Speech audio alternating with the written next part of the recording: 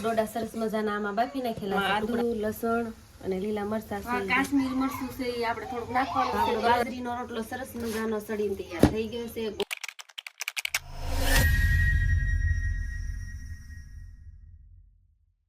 Hello મિત્રો, જય શ્રી કૃષ્ણ, જય માતાજી. અમારા નવા બ્લોગમાં તમારું સ્વાગત છે.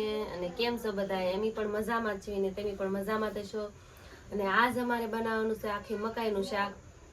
અમે લાવ્યા છીએ અમેરિકાની જે મકાઈ આવે એ લાવ્યા છે. અને જો તૈયાર કરી નાખી છે. આ મકાઈના દાણા છે, પછી આ શીંગ અને ગાંઠિયાનો ભૂકો છે, આ લાલ ટમેટા છે, આ પણ ટમેટા છે, લસણ છે, લસણ ને આદુ બે છે, અને ડુંગળીની પેસ્ટ છે. અને આપણે જો ડોડા સરસ મજાના આમાં બાફી નાખેલા છે, ટુકડા કરી નાખેલા છે.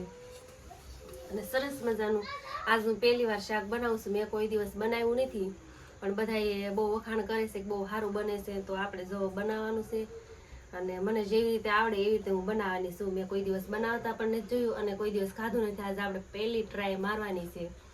અને ડોડાનું શાક, આ મકાઈનું શાક કેવું હોય કોમેન્ટ કરીને મોકલજો. અમે કોઈ દિવસ ખાધું નથી. અને જો મારી રીતે હું બનાવું છું, હરખવાનું બનાવી એવી રીતે શાક બનાવું છું. અને હાલો જો આપણે તપેલું હવે ચૂલે ગેસે મૂકી દીધું છે. અને હવે શાકની તૈયારી કરવામાં. તો આમાં આપણે તેલ નાખી દેવી છે. અમે તેલ ખાઈ છે સનફ્લાવર. 2 થી 3 ચમચી જેટલું તેલ નાખી દેવી છે આપણે.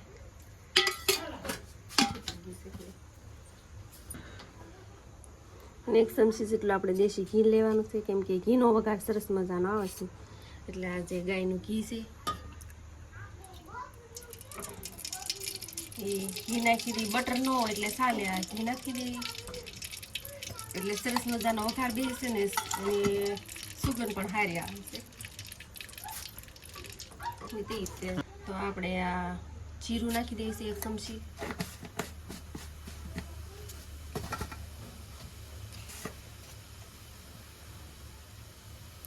હિંગ નાખી દઈએ છીએ. વઘારવામાં હિંગ નાખી દઈએ છીએ.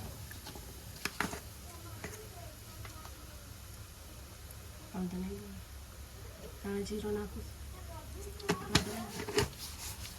અને હળદર આપણે ઘડી ઘડી નાખવાની છે, કેમ કે આ ડુંગળી ને એવું બધું શીપકી જાય એટલે થોડીક વાર પછી નાખવાની છે.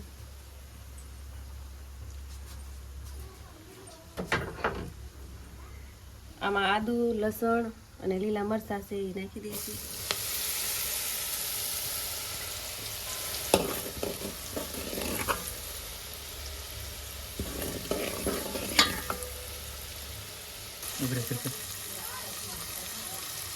આપણે ડુંગળી ને સરસ મજાનું સડી ગયું છે. હવે આપણે જે ટમેટાનો સોસ બનાવ્યો છે એ નાખી દઈએ અંદર.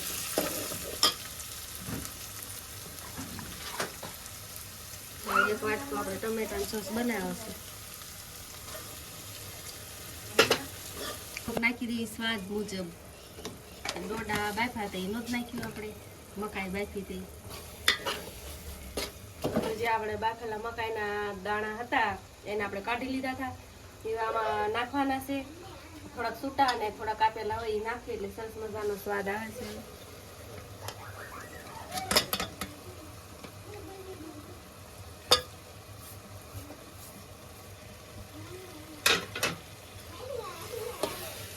ડોડાના દાણા નાખી દીધા છે ને સરસ મજાના સડી જાય પછી આપણે એમાં અંદર મરચું નાખવાનું છે.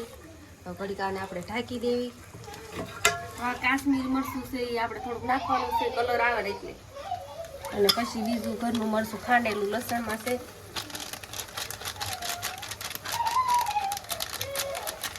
માટે જ લેવાનું છે. અને બાકી આપણે ઘરનું મરચું છે એ થોડુંક નાખી દઈએ.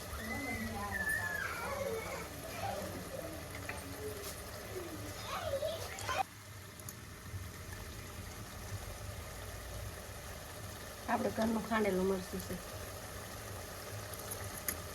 એ થોડું ઘરનું છે એટલે થોડુંક લાલ નથી.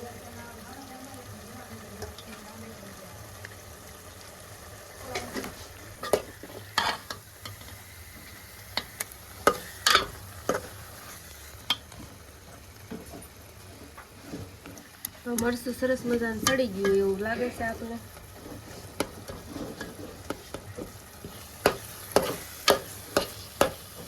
આપણે શીંગનો ને ગાંઠિયાનો ભૂકો છે એ નાખવાનો છે.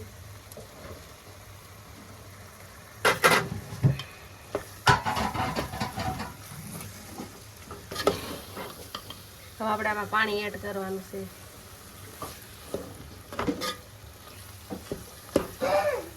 પાણી બહુ જાજુ નહીં, થોડુંક નાખવાનું છે. જોઈ શકો કેવું સરસ મજાનો ગ્રેવી લાગે છે સડી ગયેલી. પાણી નાખી દીધું છે આપણે.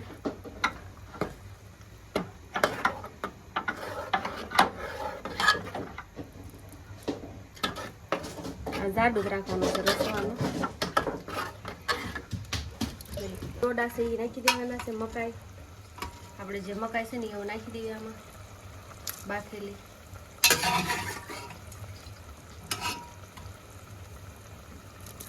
આવી રીતે શાક બનાવ્યું છે. મને બહુ આવડતું નથી પણ આ મારા અંદાજ મેં એવી રીતે બનાવ્યું છે. અને કોમેન્ટમાં કહેજો કેવી રીતે બનાવવાનું હોય. મેં આવી રીતે બનાવ્યું છે પણ મને ખબર નથી, મારા અંદાજના પ્રમાણે મેં બનાવ્યું છે. સરસ મજાનું. હવે આપણે આમાં મકાઈ નાખી દીધી છે. હવે એટલે થોડીક વાર સડવા દેવી એટલે આની જે સ્વાદ હોય એ બધા મકાઈમાં આવી જાય. કેમ કે આ મીઠા વગરની આપણે બાફા મૂકી હતી એટલે આમાં બધો સ્વાદ આવી જાય.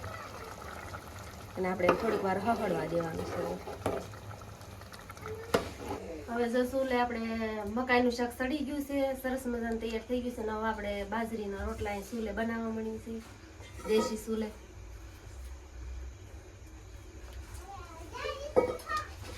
આવી રીતે બાજરીના રોટલા કરવાના હોય છે. આમ લોટ મહળવાનો અને જેમ હારો મહળવી એમ રોટલો હારો થાય. નો હારો મળે તો પછી ફાટી જાય રોટલો. એટલે લોટ હારો જ મહળવાનો. અને કાસરોટ પણ હારી સાફ કરી નાખવાની, ગોબરી નો રહી જાય ચારે બાજુ. જો આપણો બાજરીનો રોટલો સરસ મજાનો સડીને તૈયાર થઈ ગયો છે. ગોળ ગોળ ને સરસ મજાનો સડી ગયો છે. આ ઉનાળી બાજરીનો રોટલો છે અને ગરમા ગરમ ખાવાની ખૂબ જ મજા આવે છે. અને આપણે બીજો રોટલો પણ તૈયાર થઈ ગયો છે, એ પણ આપણે નાખી દઈએ. હવે